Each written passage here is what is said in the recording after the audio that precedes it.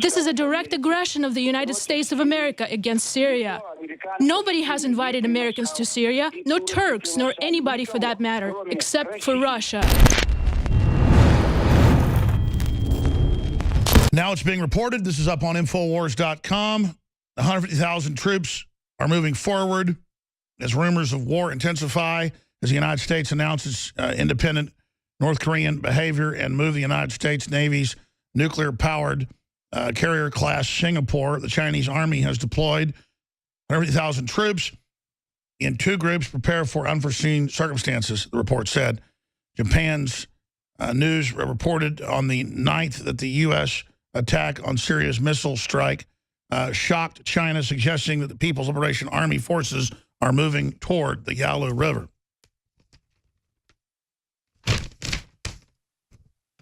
And, of course, we have McMaster calling for toppling Assad as troops massed there. So a lot of crazy stuff going on. We have the Russians, and then I'm going to your phone calls, calling for retaliatory strike against the United States. State Duma member wants to send a message to Trump, the leader of the Liberal Democratic Party of Russia. Vladimir Zhirinovsky has called for Moscow to carry out retaliatory strikes against the U.S. in response to the Trump administration's airstrike on Syria. And Daria is going to translate this for us. For the radio listeners, it's closed caption for folks watching us on TV. You can always tune in. And Infowars.com/show. Remember, they're trying to censor us everywhere they can and block us. And you go to iPhones, Droids, they only push mainstream media on the front of the site. Go around all that. Go directly to Infowars.com and spread that link to folks saying, this is the link, this is the site they don't want you to visit. That's how we're going to circumvent it, person to person. And I want to thank you all for doing that, because we need to be able to get this news out to counter them. Dr. Corsi has some big news he's broken in Infowars. I'll get to after we take calls as well. Shock. GOP senator behind Obamacare looting scheme. But right now, Daria, let's go ahead and start rolling this clip, and we'll translate it here live on air. All right. Roll it. This is how airstrikes against Syria were commented by Vladimir Zhirinovsky. This was all planned. This was provocation in advance. Allegedly, the official Damascus and its Air Force have used chemical weapons and in Idlib province, and there were victims. To prepare public opinion, saying, look, this is a retaliatory strike, so Syrian armed forces wouldn't bomb civilians. In reality, chemical weapons were used by local terrorists from such organizations as al-Nusra or ISIS in order to overthrow Assad and to undermine Russia's authority there, to show that Russia hasn't won there. So they're destroying the military airfields and homes. Planes were destroyed. People died. That is, this is a direct aggression of the United States of America against Syria. Nobody has invited Americans to Syria, no Turks, nor anybody for that matter, except for Russia. All of them are aggressors, and Syria has every right to protect itself and perform retaliatory strikes to protect itself. We have exited the memorandum about confrontations of our fighter planes over Syrian territory. Now we should cover the whole Syrian territory with our S-300s and S-400 systems, send a part of our Black Sea Fleet there, and Northern Fleet, and continue to help strike against ISIS and other anti-governmental locations. From any airfields, from theirs and from our airfields, by our pilots and our planes, plus by military naval forces. I personally would order our strategic missile forces partial high combat readiness. In southern regions, we should declare partial mobilization and make tough conditions that any armed forces that are illegally operating on Syrian territory are going to receive severe retaliatory strikes. If they continue aggressive actions against official Syria, official forces of Damascus, of Bashar al-Assad, so they would know that they will not be allowed to destroy Syrian armed forces like this with impunity. In this case, Syrian aviation and personnel. A few dozen planes were destroyed, officers died, and servicemen.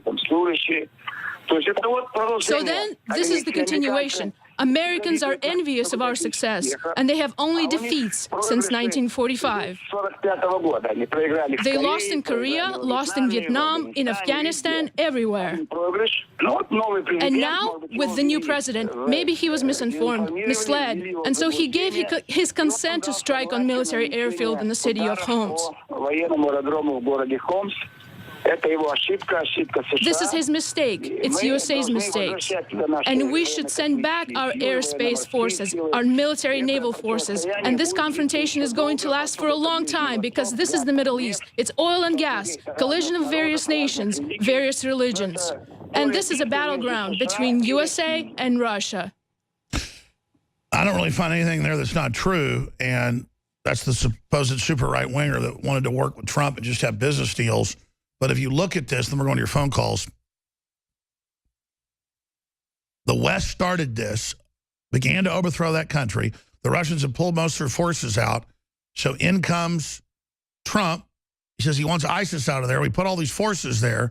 This chemical attack happens, and we have the British ambassador. I want to play that one more time, then I promise, going to Carlos and others. This is really important. I want to play the British ambassador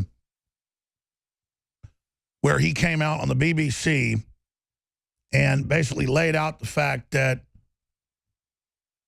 this is a fake flag, is the term he uses, Peter Ford, a false flag. And that now the jihadis will even have more staged events if they know it'll bring the West in. And the Russians are saying they bombed that facility. That is Syrians in Russian aircraft. And that there must have been chemicals on the ground. We know Hillary gave chemicals to them. But regardless, why would Assad do that? I keep going back to that, okay? Because, again, I want to support Trump on the economic things he's doing, the anti-globalism. It's all wonderful. Our economy's trying to turn it back on right as it was sputtering and running out of gas and faltering. We're on a knife's edge where this economy's going. I want prosperity. I want to believe in my military. I want to do all this. But it's true. Since we went under globalism at the end of World War II, we're not allowed to win wars. We're put into UN police actions like Korea, like Vietnam, and like the whole UN operations before to take out non-radical Muslim countries. And we're there now at the behest of al-Qaeda and ISIS, who celebrated this, and it's wrong. I know it looks tough to Russia, it looks tough to China, but I think it is overall a miscalculation. And I'm talking to a lot of right-wingers, a lot of people in the military, a lot of high-level people, and they all don't like it. They don't like it. And they think Trump's being set up. That's what Ron Paul said. That's what Joel Skousen said. That's what all of our expert guests have been saying. And then now you notice the second most powerful party in Russia thinks Trump was misinformed about this. Trump saw the image of those children. His daughter came and, Daddy, please do something. What? We don't see the images of the dead kids killed in Stockholm last week, or the dead people in Germany, or the dead kids in Nice. They don't show you that. But they show you the nerve gas kids when they want a war, don't they? Gulping like fish out of water, like something out of a nightmare. Assaulting us with that crap. Those jihadis are so dirty, folks, so evil, so twisted. They blow their own kids up. Don't put it past some of those jihadis who detonated on themselves. I'm not saying that's the case in all these cases, but they got caught in 2013 launching an attack on their own people. They got caught. But see, I don't have any amnesia. So I'm called a conspiracy theorist because I have a memory. Let's play the ambassador and then write your calls. Here's the ambassador from the UK, formerly to Syria. Here is Peter Ford. And based on previous experience, including Iraq, we can see that we cannot take at face value what the so-called intelligence experts tell us, not when they have an agenda. But come back to the main point. It's not going to end here, and we are likely, Britain, to be dragged into it, because Trump has just given the jihadis 1,000 reasons to stage fake flag operations, seeing how successful and how easy it is with a gullible media to provoke the West into intemperate reactions.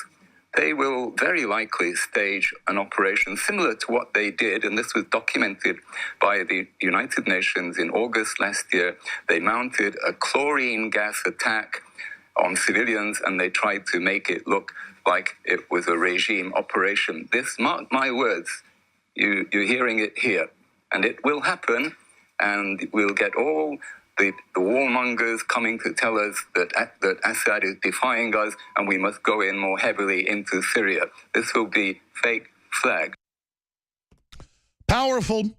All right, Carlos, and then we're going to go to Bobby, and then we're going to go to Nick and Beto and Leanne. All of you in order. Carlos, thanks for holding from the great nation of Canada. Carlos, you're on the air. Thank you, Alex. The news, when it broke, made me wonder, wow, President Trump has always used good judgment. Always, always, always. His judgment was dead on.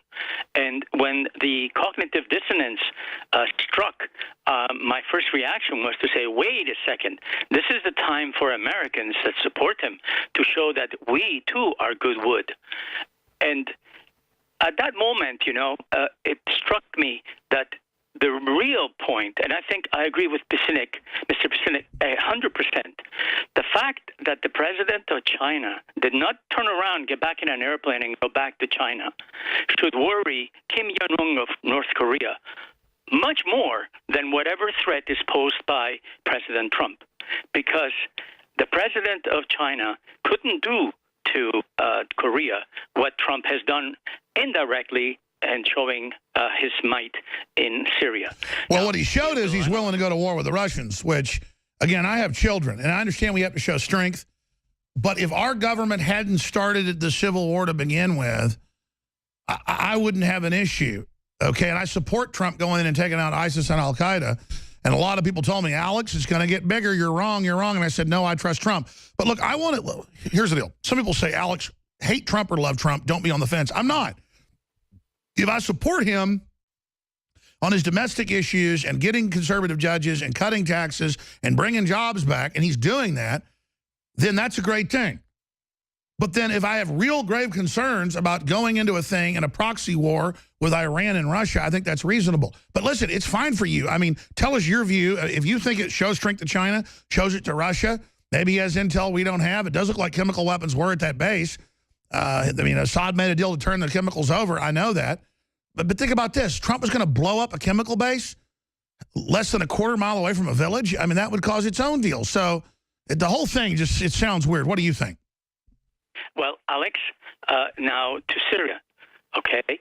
I think that President Trump is finding out as he drains the swamp that there are two main streets in the swamp, Wall Street and War Street. Wall Street, we know he's aware of what he has to do, and he's doing it. He did not put President Jackson's picture on the wall by accident.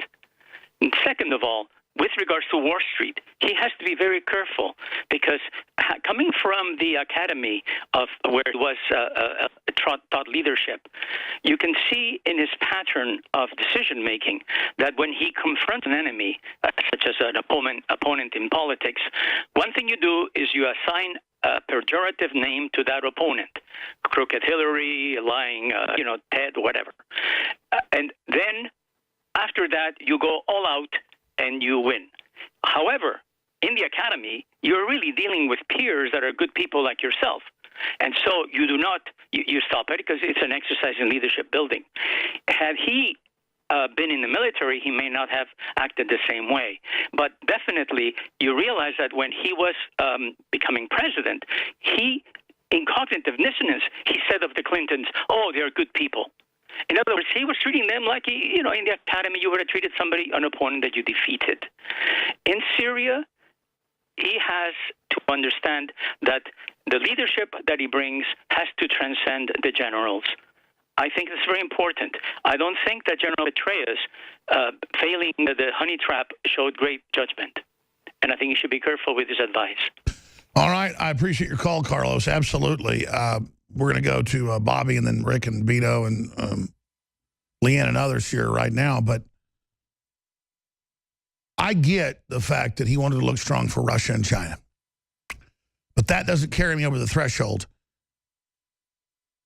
I don't think Trump would do a false flag. I think he may have been misled, given bad intel, and he knew he couldn't challenge that part of the deep state like judo. He took the attack and turned it around to make himself look like a hero to his enemies to deflect all the Russia stuff. And I think at the end of the day, that's what Trump did.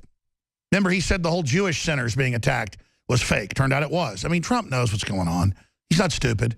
And I think he couldn't go back on the kids being killed. And so he went ahead and made lemons out of lemonade. The problem is it's going to encourage more false flags now. That's the big problem in Trump's thinking. Bobby in California. Bobby, you're on the air. Thanks for calling. Yeah, first, Trump's entire base turning against him over the war only helps Trump battle the neocons. Second, as far as North Korea, China knows it's going to collapse if Trump gets the tariffs through. So they're desperate for the U.S. to spark aggression to divert the poor people's anger onto a foreign enemy before that happens. Another thing, if Trump wants to win, he should do an immediate bill for emergency infrastructure bill for the over 3,000 U.S. cities that have confirmed lead levels higher than Flint. And he should make sure, that's a great way to start business up and have building and a big boom. Let's just go back for a minute, though. How does losing his base defeat the neocons? If he loses his base, he'll then rely on new policies and a new base that's agreeing with him. What are you getting at? Not losing his base, the base and turning on him over the war. It's because now he has that. When the neocons try to put him in a corner, his whole base, everyone that's influential, turn against him. So and now if his base didn't turn against him, then he might go with more war aggression.